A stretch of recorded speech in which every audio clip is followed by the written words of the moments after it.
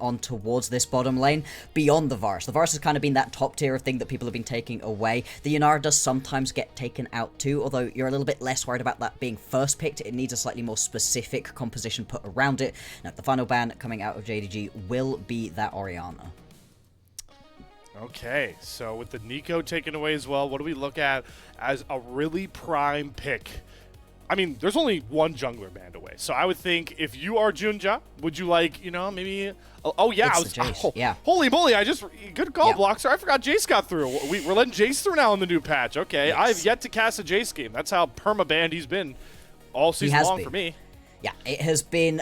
in almost every single game banned away. There's only been 2 games in which it's been picked 100% win rate in those games. So that's really bold right here out of Weibo to have allowed through. You've got to have a real option into it. And so far, nobody's shown us a good option into the Jace.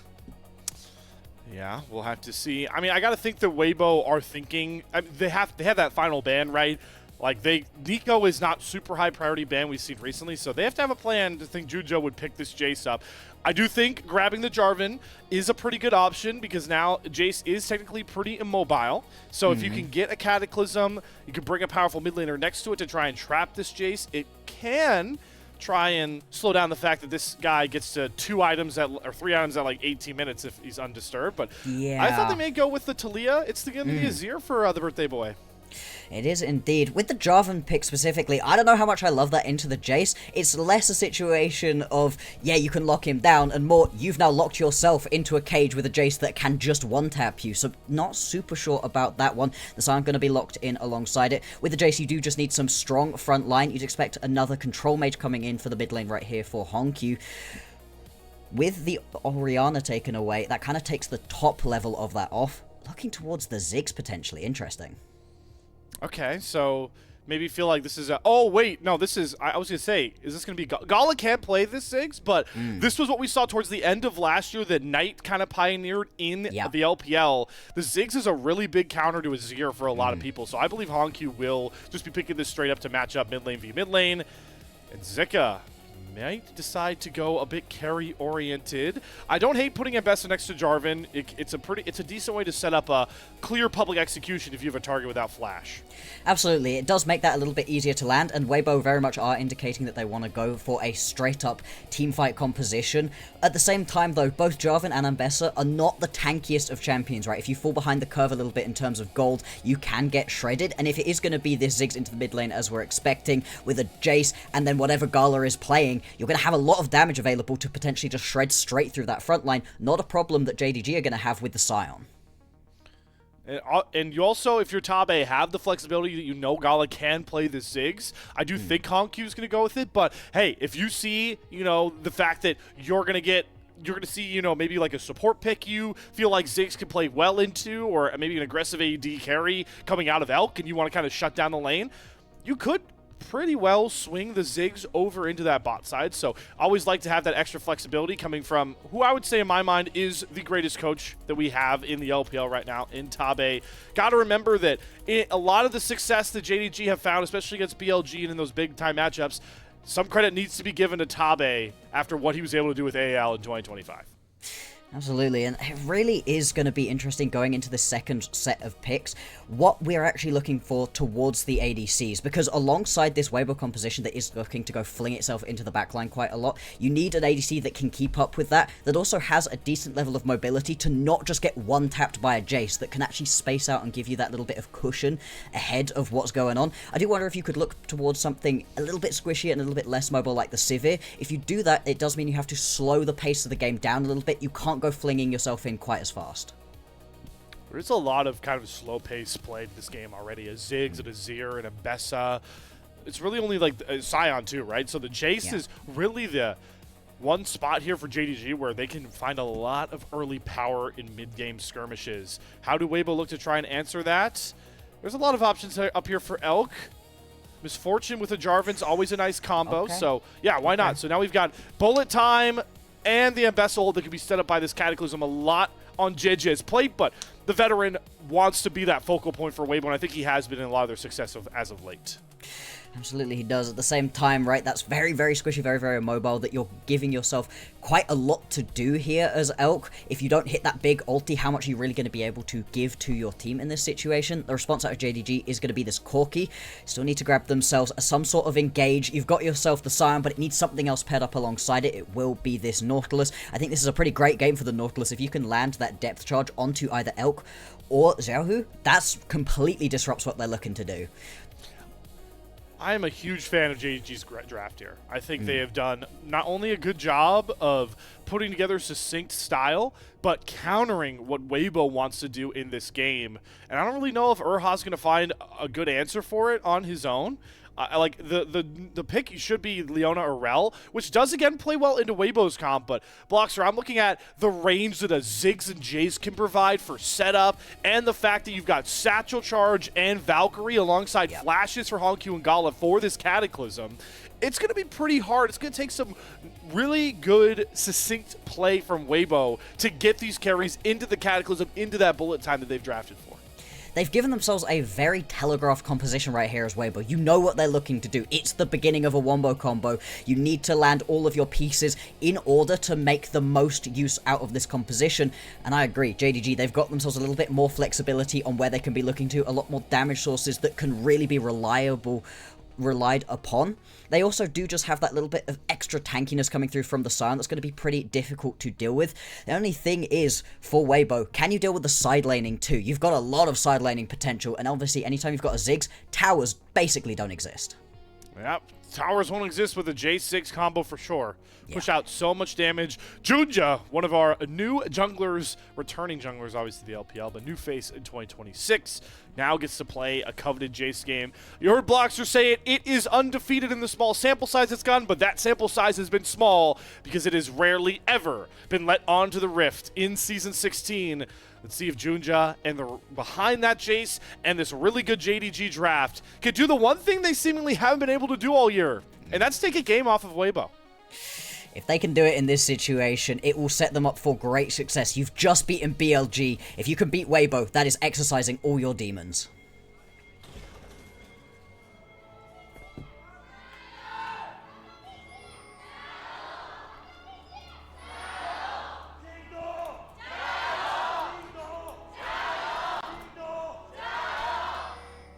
I always love the JDG team leader. Oh. Got a little extra. My fault, crowd. Love the energy we're bringing. Bloxxer, I love how the team leader for JDG is just like this guttural Jin Dog, and then everyone screams after it. It's so perfect. It's just so much energy, and I love how excited the fans are going to be for this matchup, because this is a top-tier matchup. With the way that we have been seeing this split one shaking out so far in Group Ascent, it looks like these two teams could well be competing for some of the top spots. That's the most fun. Yeah, it's so wild. I mean, we're used to it, Bloxxer, because we've been on the LPL cycle now for a year. But the fact that we were talking about BLG is maybe not dropping a series, all Group Ascend, to now anybody can maybe take that top spot. As of now, JDG, I'm pretty sure, are tied or just behind in game score to AL at the top, and of course BLG, all at 4-2. So anybody can come out as those top two seeds coming out of Group Ascend. That will be very fun to see here. It looks like we are heavily voting towards JDG. That's the Jace effect. Yeah. I mean, this is what you would expect looking at this matchup in general. The only dampener being put on that is the last series and how much Weibo were able to do in that one. Because of that, when I'm watching JDG right here, I just want so much more proactivity than we got to see last time around. Specifically, it felt like JunJia was just not a part of the game last time. Right here, on the Jace, you don't get to be inactive. Yeah. He has... Oh boy. Jiejie walked over a ward to make this blue buff steal. He still gets it. Flag and drag down. Immediate flash from Erha. They get the stun lock through, and the Jace falls flat. Jiejie may have been spotted going in, but he's the one to walk out of the enemy jungle alive. That's really unfortunate right there. We're talking about how we need JunJia to be able to step up, get things going, but he just gets a little bit too aggressive. At least he's able to grab himself that buff, but it doesn't matter in the end. You're not going to keep that blue on you. And now what do you get to actually go and pick up for yourself? As you watch, Jiejie gets to head back into his jungle and pick up his entire top side of camps. This is a massive advantage right here for the Weibo jungler.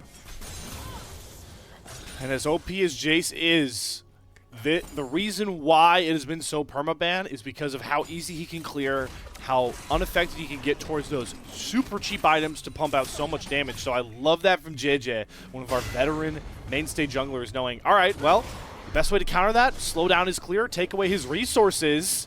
Xiaoxu looking to get something back, though, in this top side. Good sign to see that a Sion is bullying anybody out of the lane. This is kind of what you expect for the most part in this matchup. Zika was obviously able to play into Xiaohu quite well last time around, but in this specific matchup, you're going to get bullied around for the first little bit. No real surprises there. Just has to be careful to keep as much warding up as possible to not get ganked by Jiejie potentially. And it does look like it is going to be plenty of safety. A lot of vision actually has gone down into this topside river, making it very safe for Weibo. So Jiejie comes away with, I believe, a 3-camp lead. He didn't lose a single one of his blue quadrant camps, and he steals away the blue buff.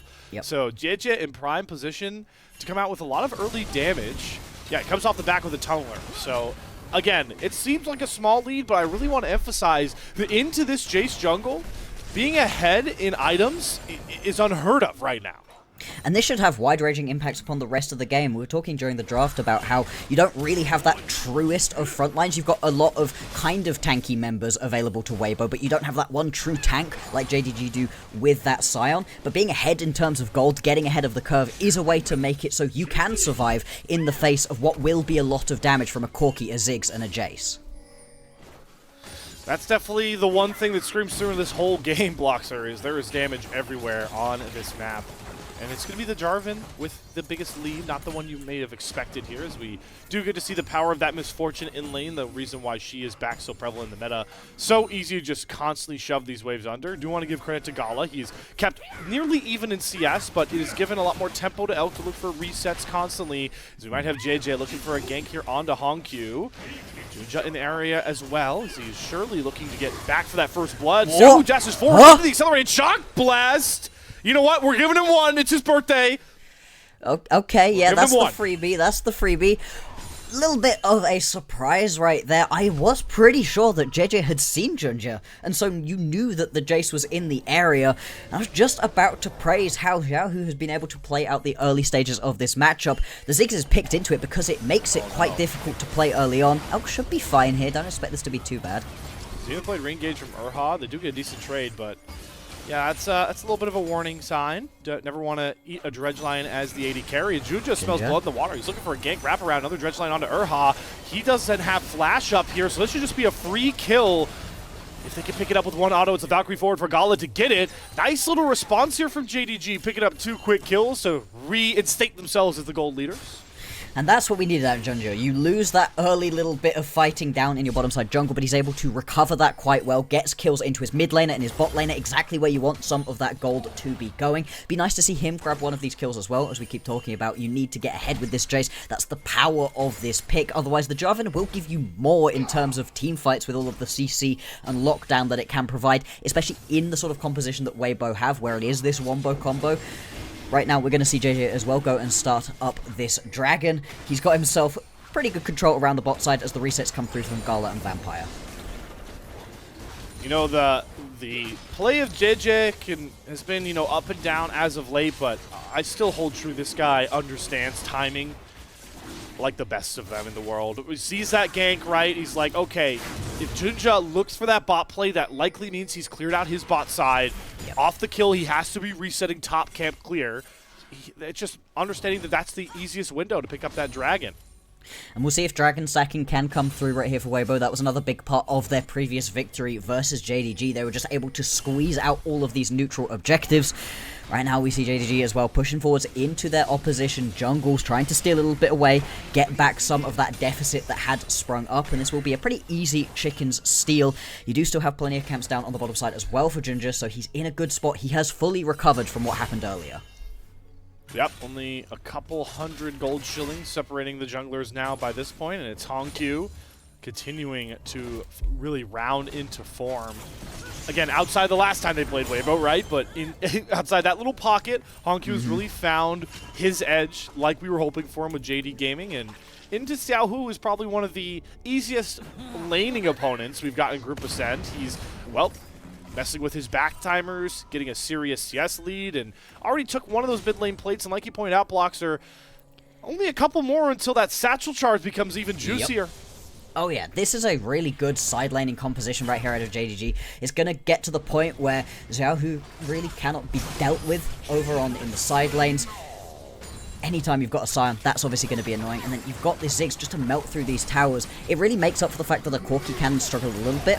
Oh, hang on. Erha. So he's played in, Vampire, but wow, the bullet time is disgusting from Elk. He gets, I think, every single shot of that bullet time lands onto Vampire. And now it's going to be the immediate cleanse having to come out from Gala. Erha ticked over to level 6, so the Solar Flare comes out. And the first big showing from our bottom lane since Weibo winning it out. But it's been the junglers making the big effect on the bot side as the accelerated shock blast flash through for JunJia. He knows that Elk must fall. And he gifts Gala a second kill back to keep that bottom lane pretty darn even. The response over on the other side of the map will be these grubs going on over. That's going to be critical for Weibo. When you're into a composition that can side lane so well, you really do just need to take those away, otherwise it will be completely oppressive. Still, the bottom lane is going exactly as we expected. In the individual 2v2, Weibo have JDG's number. They're able to get themselves that initial kill and really push that pressure forwards, but the response out of JunJia to get involved there, that's now twice that we've seen Elk and Erha step a little bit too far forwards with no vision behind them. Those timings that JunJia finds just so perfect too to capitalize on those windows. About 1,500 gold lead going over to JDG now with the gold in the right spots. They have 3 kills on the map and it's 2 on the Corki, 1 on the HongQ. But as you mentioned, with those grubs up, I do want to point out that Zika has the opportunity to be a really big side lane menace on this Mbessa with the turret pushing power they can now apply. Absolutely. If you can just keep this pressure up, it's going to pull the members of Weibo around a lot more. It makes their macro that much harder to try to play out. We've obviously got 2 minutes until the next Drake is going to spawn, so you want to be starting to set yourself up around here pretty dang soon. We're also interesting to see whether or not we get either of these top laners coming along to join up. Xiaohu does not yet have the teleport available, so it's going to have to be a long walk or potentially an ulti down to bot lane if you want to get involved. The classic trade we see in a lot of these competitive games, right? It's JDG indexing to the immediate gold. They've got the Youmu's done on to JunJia as he starts to stack those lethality items. But it's Weibo leaning into the long con game, especially if you can grab that second dragon. A lot of the statistics from last year, it's obviously a different split, but teams that get the first 2 Drakes and the first 3 grubs win a lot of the time. Absolutely, they do. Something. Spidey sense. Oh my still, God, he's no idea. He's like, there's probably 2. Oh man, there's 3 here. Flash, Jiejie falls with the Cataclysm, Solar Flare into the bullet time. Oh, it's just a beautiful masterpiece of League of Legends right there. Just how Weibo drew it up from the draft. And this is what we were expecting to see during the big team fights, that wombo combo coming on through. Instead, Weibo, they're going to use it effectively to just grab themselves one individual kill. It's going to mean you're missing out on a ton as well. I think that's mid-tier 1, no? Going to be able to get away. It should be with the satchel. That should just take that down instantly. And that really puts quite the dampener on what was a great play bot lane. You would have been able to get a huge chunk of turret plating in. No, instead, just going to grab that first tower HongQ. That's a big injection of gold. Whew. The man put himself on the stage of the LPL, winning a series overnight, gap ignited points, and now he's looking like Knight the way he's running this Ziggs Azir combo. Exactly. During the very early stages of this matchup, he wasn't actually able to completely take over the lane as we saw Knight be able to, but he has paid that back massively, immediately taking away that mid lane tower. Obviously opens up the map quite a lot, and as that next Drake has spawned right here, that will make getting these mid lane pushing and having control over the mid wave that much easier. And in even more layman's terms, he's got a better gold lead over Xiaohu than his team does over Weibo right now. Yes. There was a gap forming. Interesting to see, though, that HongQ goes with the Ludens here. Is that just a part of the fact that they're, like you mentioned earlier, there's no real true tank on Weibo, so he can index into full burst? Yeah, I mean, at this point, who are you really worried about not being able to get through? It's also kind of just the Premier build at the moment. It gives you so much extra damage in the AoE. It's just a really nice build path to go towards. And the fact that you've got the gold for it instantly, I mean, why not? Why not? Feed the hot hand. And that has been HongQ through this opening early game phase. But the big prize for Weibo is going to be this Infernal Drake that is on the map, but they are losing vision ground rapidly, thanks in part to the fact that Xiaohu has to make his own turret to cover mid right now. So there's a lot easier paths to get those wards refreshed out, and now that one pesky blue ward in the back of the pit is the only thing that's making sure that Weibo don't have to panic. But as we say that, JunJia is going to aggro the Drake, pull it out of the pit. Jiejie has been the Smite Steel king of the split so far this year. Let's see if he's got another one, but it's going to be Erha that eats a Dredge line into a HongQ combo. Erha's already down about half HP. Satchel Charge is going to knock him even further away. He uses the heal with a Dragon far too low, and Weibo aren't going to risk their game on a second Drake, and they're going to give that one over to JDG. And this is the other brilliant thing about this JDG composition, is that they are so good at zoning away Weibo from trying to step up. Everything that the Ziggs gives you is annoying to try walk into. The Hexplosive Minefield, the Satchel Charge to then bop Erha back even further. It's just impossible to walk up. It's going to put a lot of onus during this game on them getting as much vision as possible for Weibo in order to not have to walk into darkness, because if you're stepping into darkness, it's just not going to happen. Shock Blast, Corky Rocket, Ziggs Bombs. Yeah, that is nightmare fuel for any And team. you've also potentially just got Vampire and Xiaoxu just stood there, waiting, potentially charging up that Q for Xiaoxu. It's so impossible to step in to these patches of darkness. You just can't afford to allow them to form. It's going to be a fun one. It's all about the Wombo versus the zoning in this game one between these two teams. With the edge obviously mostly being in HongQ's hands, and he just wants to be the turret deleter in this game. He's already on the bot side, shoving waves constantly into Elk, but his Fortune is very adept at clearing those waves. Is interesting, though, with, I guess that's the advantage that HongQ has. I didn't realize until now, Bloxxer. He completed his quest early, so he could shift in the bottom lane just that easy.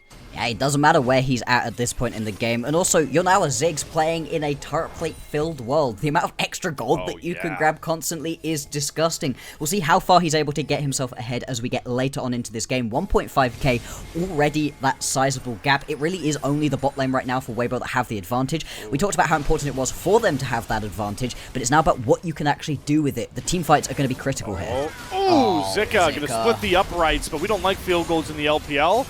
They had JJ in the area and Erha nearby, but that's going to really make this side lane matchup very tough for Zika now that he doesn't have the easy threat to just snap onto HongQ. More plates likely to fall here.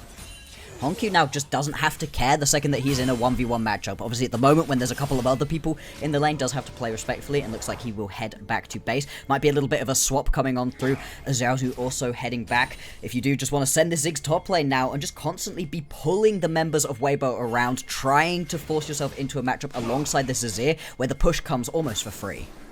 Can you imagine if this JDG team got grubs? Yeah, there's a reason that Weibo put so much priority on getting towards the top lane and grabbing those. Ooh, it would be an even scarier sight here. So we do get those more traditional side lane matchups, but I again want to point out the fact that Xiaoxu is already pretty able to tame... Okay, HongQ Flash, JJ, good find there. But the Scion being this able to battle with the Ambessa already is another really good sign for JDG. Yes, this is what you wanted out of this side laning composition here for JDG. Make sure that you've got your individual laners in a strong enough spot to be able to go and push around their opponents, and they certainly have done that. Now, for this Rift Herald, both of the top laners just Zhao who has teleport, so if this turns into a big brawl, JDG have the advantage. That's making Weibo play quite respectfully here. Herald a little bit angry, gonna redrop aggro, come out of the base here as JunJia will pick up the scuttle. Oh my god, JJ just flash Cataclysms immediately, goes flash for flash. That's not only a win for JJ because he's able to get control of the pit, but now you could go after that Jace with the next Cataclysm that comes back round. That may well dissuade JG from fully going for this, although Erha just caught out of position here, flashes over the wall, but Vampire's there to still block him. But Erha still wants to go in. He goes Zenith Blade, Solar Flare, stun combo. Vampire slowed up. No bullet time to come out from Elk, but it's still Vampire's flash that now has to go down. So some key summoners coming off engaged pieces for JDG. Yeah, that's now going to be two of those key flashes gone, not just for this potential fight around the Rift Herald, but we've got less than a minute until the next Drake is going to spawn. And like you said, the engage not being there, that extra level of survivability too, is going to be really risky. The only person that you mainly are worried about the flash on for Weibo is going to be Erha. Jiejie still has plenty of ability to get involved in these fights. Xiaohu taking a big chunk of poke damage right here, and in the end, nobody actually gets this Rift Herald. Yep, Shelly's just chilling in the pit still. I think with Xiaohu having a reset, it should allow for JunJia and Vampire to walk their way back up, but there is a ward. Now finally cleared out. And again, I like the more methodical approach from JDG. Get a little bit of poke, get the zoning in the system properly, and then you know that Weibo can't really gamble to go for these early objectives because they can flip the game off of it, as we see HongQ again just terrorizing the birthday boy on his resets with these Inferno bombs. God, Slayer, this is miserable to play out. This is something more teams need to respect the option of happening. Yeah, like I said, Collapse going to come on through. I mean, you might not even need it. Having to dash away from the Doesn't turrets. have it. If he has that ulti right there, I mean, Xiaohu is most likely dead, is just about going to be able to limp away, but that's going to be top lane tower going down as well. That's now 2 full towers that have been fed into HongQ. That engine is running. Jiejie doing a good job to at least grab that sneaky third dragon of the game that we thought would have a lot of those flashes, be a big player in a team fight, but he'll just trade that turret for some scaling later. So the fact that JDG have done a pretty good job in this mid game, looking for picks, taking up space, I think JJ has done just such a good job making sure that Weibo gets at least something off the back of a lot of these plays. Looks like Zika now going to be under threat. He's going to take a shock blast to the face with the Rift Herald coming down as well. Zika probably going to have to abandon this tower. He does have support behind him, so it isn't going to be his death, but that's going to be all 3 of the outer towers going down to JDG. Shelly may just get driven towards mid lane. Do you feel like you can push this through on the bottom lane? JDG, they're just going to abandon the Rift Herald, which a little bit unfortunate, a little bit of a waste of gold, but really not the end of the world. You get all 3 towers. They really weren't expecting to get that turret without the Rift Herald. That was crazy. And then, hey, another reason why Tabe drafted such a good team here for JDG is Xiaoxu with TP down, just ults back to the side lane. So Xiaohu can't even get much of a response here gold-wise. No, he's just going to have to step up for a second, poke away what minions he can, and retreat backwards. This really has been him getting pushed around the map so entirely. Everybody else heading around towards the bottom side. Obviously, 20 minutes now going to tick over, so Baron is up and available. With that bot lane tower down, it's going to be that much easier right here for JDG to set themselves up around this Baron. And Bloxxer, you already outlined what setup does for this JDG comp. So hard for Weibo to ever walk in anywhere on the map here. Scuttle Crab going to go down. JJ is still comfortable trying to set up some of that vision. Baron is really going to be the big prize. Weibo are in such a tough spot because they have to constantly contest that vision to make sure that, 1, the Baron doesn't get started, and 2, they can't get poked out having to walk into a very dark jungle. But the fact that their grubs with the, what I would consider superior side laners most of the time, Azir and Mbessa, really just haven't been able to get anything here. It's into this specific composition where the side laning just isn't going to be a factor, especially when you fall behind a little bit early. That's why that initial kill onto JunJia felt like it should have been more impactful than it was, but JDG did a really good job of rallying around their jungler, getting him back ahead, and at this point he's been able to get kills into these key carries who are now carrying through in these side lanes. Another pocket of darkness. Gala, I don't know you want to step into that. Alright, good cleanse Valkyrie, though, doesn't take too much damage, but does get a key summoner out. Yeah. Erha's Solar Flare, we know Leona will be up very soon, so that will be a good target to go for. Still has his flash, though, Gala, so not too disturbed. As a Shock Blast from JunJia is going to half health Erha. Dredgeline going to force out the heal as Elk comes back away, but there's going to stop Onslaught. Elk's going to get hit by it right in the face. Immediately flashes, but man, Xiaoxu's just going to get the kill done all on his own. Re-engage from Zika onto the back line, but the Mbessa does not get onto Gala. Vampire is chilling as we do see the public execution re-engage onto the Scion, but these are not the targets that Weibo can afford to dump all their damage into, because now you've unleashed Gala and JunJia just waiting for combo after combo to come back up. They'll let Zika walk away, but a winning fight for JDG nonetheless. JDG going to be more than happy with the way that one works out. The massive barrier nearly saves Elk life. He's almost able to get away, but it's just taken out in the end by Xiaohu. And it's just such a rough situation right there where you're trying to be the aggressors, but they step a little bit too far forwards and don't respect the fact that the unstoppable onslaught is available. Why doesn't he? It's up. Now he uses it right here. Now he barriers. Yeah. And it nearly works. But unfortunately, the Scion is just too tanky. And watch the entire time that this Scion is in the backline. pumping damage into him, pumping damage into him, pumping damage into him. He doesn't care. Does not care. It does not matter if you're putting the damage into the Scion right here. That's exactly what JDG want you to do.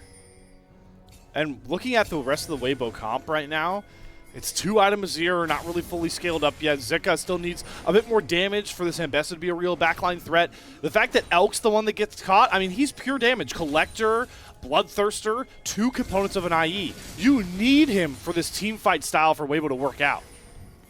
Yeah, you really need to just have that little bit of extra space bought here for Weibo. They're just getting collapsed in these team fights. Erha as well, going to take a massive chunk of damage off of him. And this is the other problem we were highlighting during the draft phase for Weibo. They don't have an actual true tank in this game. Yes, if you get Zika and Jiejie hitting, they can be tanky enough. Erha as well isn't particularly squishy, but these are not true tanks that can just sit there and absorb every bit of damage that you're taking, unlike what JDG have in the Scion. And the power of that Jace, we already talked about many times how quickly you can get to these items. One of those items is already Armor Pen here for JunJia. So even if you are Erha stacking a bit of armor, or we see Zika with some as well, it gets chunked through pretty easy with these shock blasts. Yeah, right? Really, really quickly. And it's the fact that the poke lands first and you get half your health chunked out of you, and then you still have to deal with the rest of the up close and personal damage. Oh my god, Erha! Well. Wow, that Zenith Blade carries him over the wall with JunJia's flash. Is the bullet time going to be enough? Yes! Erha, the man we were just talking about, making plays for Weibo like we saw them do against Top Esports. And that could potentially unlock the Baron right here. You do have all of your members up and available. That's going to be jungler down for JDG. And Weibo recognizing that, heading straight up towards the top side of the map. Now, it's not going to be an easy take if they do start this one up. Doesn't matter, they're going to try. They sense the desperation. This game has not been in their favor the last 15 minutes, it feels like. So this is a big edge and a big test for JDG. It's going to be Vampire and Xiaoxu that bring home the front line. And how much poke can HongQ get over this wall? The Baron already down below 7k.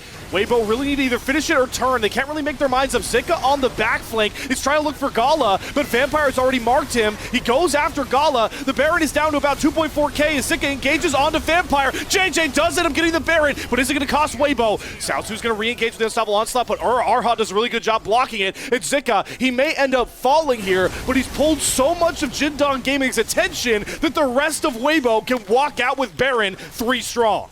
Still, you lose those 2 kills, Baron worth a little bit less as well, and you can see it's not actually giving them too much gold at the moment. With these 2 members down and the full roster of JDG up and available, it's now on them to be able to push and establish some control over these waves. We'll see what Weibo's able to actually do with this Baron.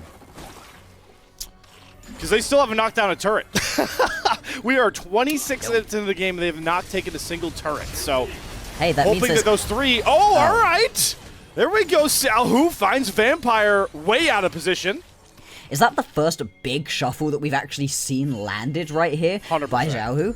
It's been really rough. It's been an absolute dearth of just nothing coming on through for Weibo, but they finally turn it up. Here we go. There we go. It's going to be the first tower of the game right here. Yeah! Falling for Elk. Let's go, Weibo. They're beginning to on the re-establish themselves. Indeed, and to be fair, as much as we're talking about how this wasn't necessarily going to be the biggest Baron play, they are beginning to cut that deficit that they've had to JDG for a while. A second tower is now going to fall. We have a look in the pip at what it was that Vampire did, and the answer is just not know where his opponents were. Walking into a pocket of darkness he couldn't afford to check. Yeah, it really rubs salt in the wound that he dredge lined onto that wall too, right? It probably wouldn't have gotten him out, but he could have at least tried to hook a wall and run back away.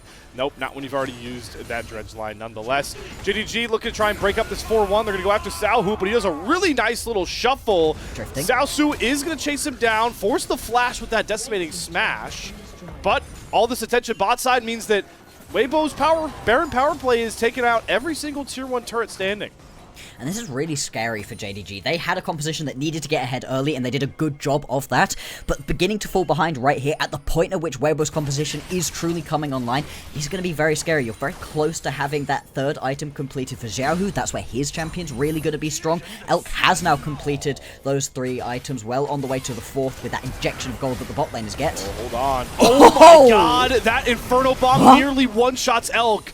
The bullet time's really nice to turn on to Vampire, but Holy. I mean, if he gets hit by one other ability, that thing one-shots him. Absolutely, it does. Damn.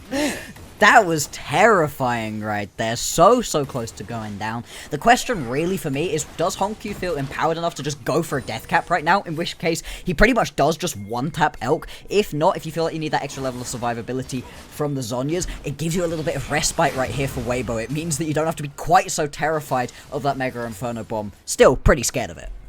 Yeah, I mean, Zhonja still gives you some decent AP. Maybe that'll be enough. Yeah, potentially. We don't have to worry about the Rabadons immediately. Yeah, that is going to be something that Elk have to think about as this game does continue. But at the very least, he doesn't have to burn his flash, so we'll have that ability to hopefully not get hit by a Mega Inferno Bomb. But I wonder if we'll get a depth charge into Inferno Bomb lineup, because that alone will get rid of not just Elk, but maybe even Xiaohu.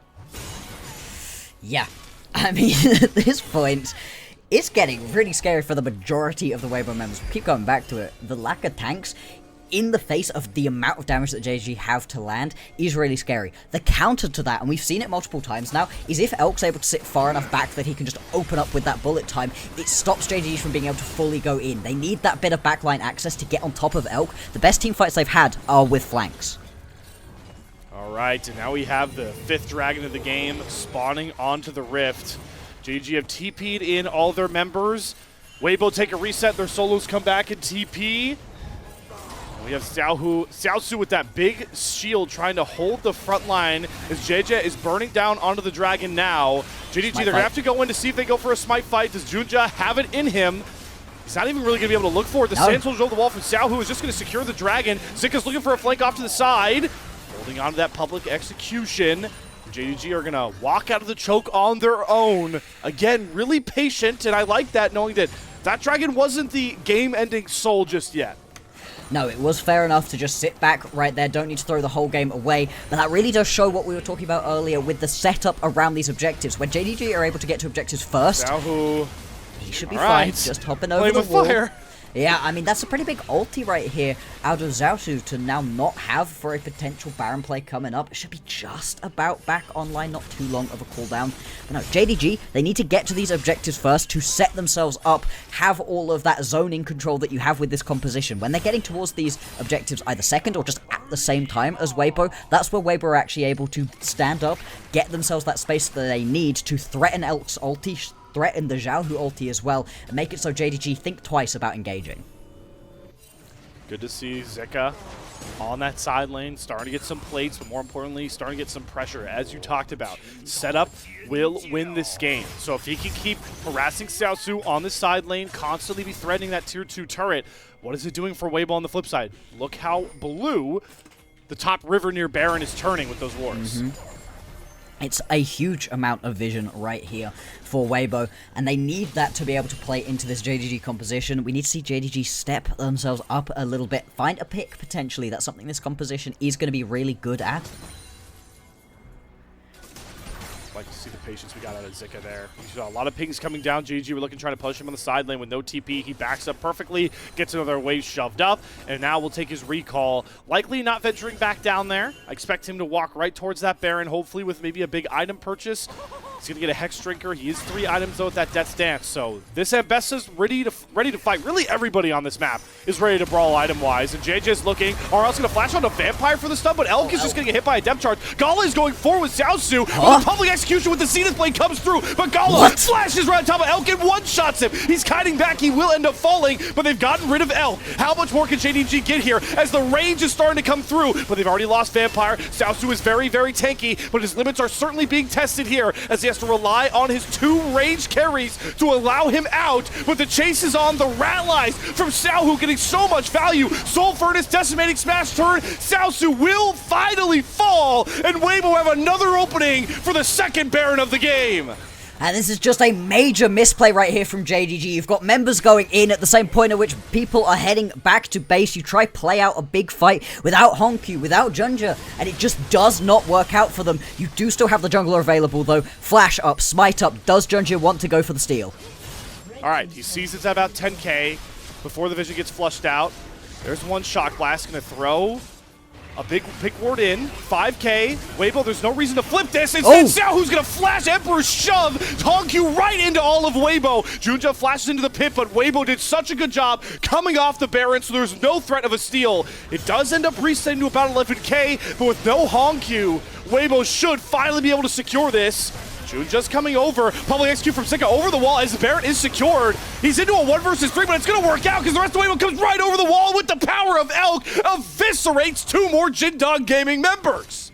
It's only going to be Zika that falls, and Gala going to have to turn tail and run. That's going to be 4 of the Baron buffs as opposed to the 3 they got out of it last time. And it was already majorly effective. JDG on the cusp of keeping control of this game. Throw it all away on an ill-advised team fight, and they're going to lose dearly for it.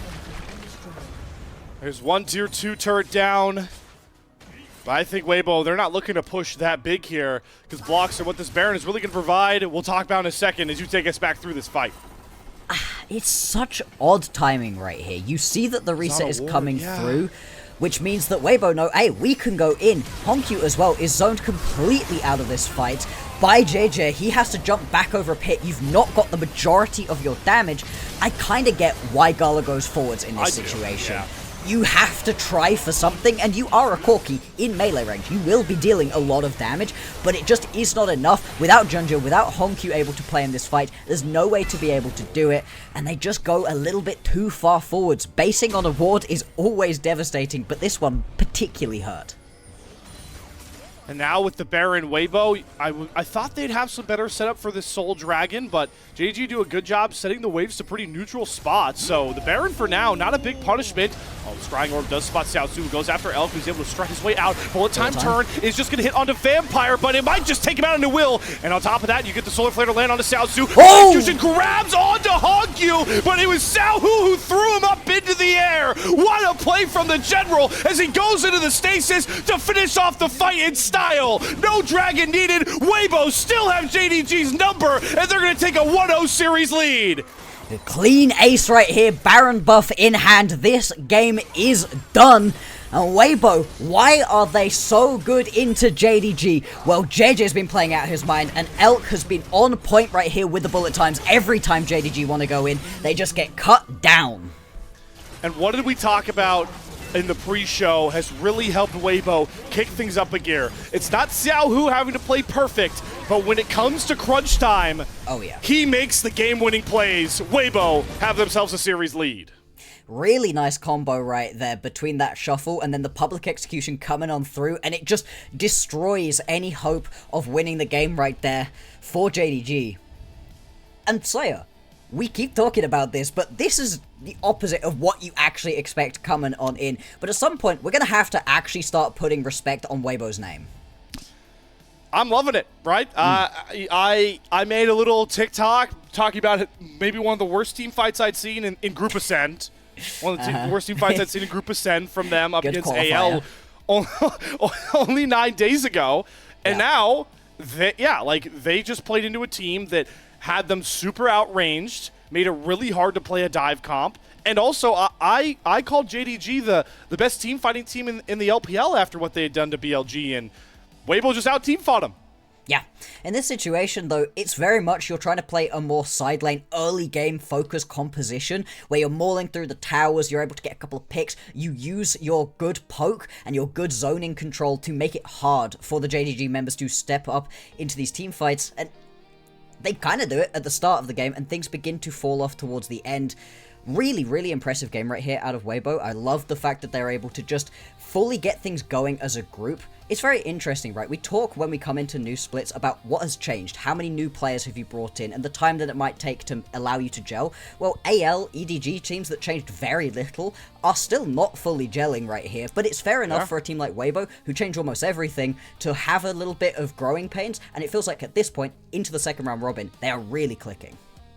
Yeah, 2025 for Weibo was such a step down because we in the LPL had grown to love them for not really for how they were able to play regionally. That had kind of been taking a decline, but they'd always seemed to find that form going into like regional qualifiers for Worlds. It's not too long ago that they were in like a World Final or World Semifinal playing for a chance to bring the LPL a crown, but they weren't able to do the same thing they'd done always despite regular season woes.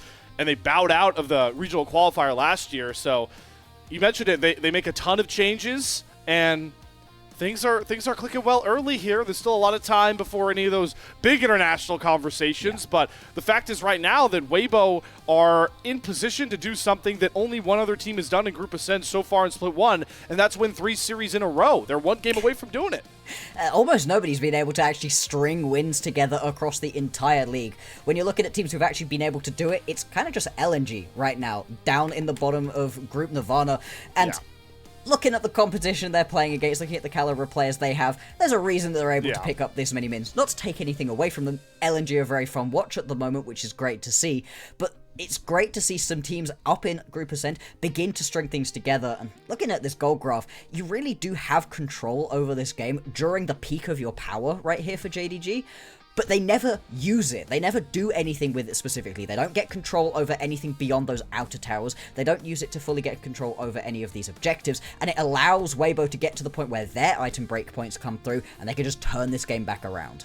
Exactly, Bloxxer. And I really want to praise Weibo for a specific part of this game. We're not going to see it in the highlights, but they had that first dragon, right? They had the first grubs, but they were down 2 turrets, a lot of gold.